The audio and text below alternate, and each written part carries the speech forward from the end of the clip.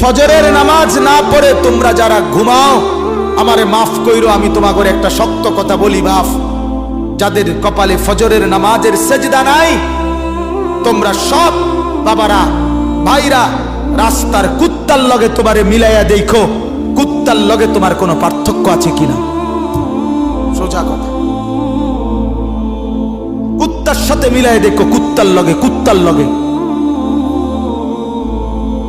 ওই জানোয়ার শুধু ঘুমায়, ওই জানোয়ার পেশাব পায়খানা করে, ওই জানোয়ার খাবার খায়, ওই জানোয়ার যৌবনের যৌন চাহিদা পূরণ করে। তুমি জানোয়ার একই রকম। ওই জানোয়ার সেজদা ছাড়া জাগলো, তুমি জানোয়ারও সেজদা ছাড়া জাগলা।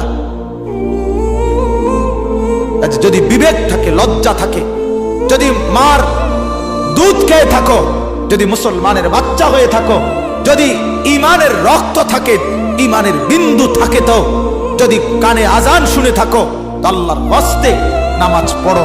বলো ইনশাআল্লাহ।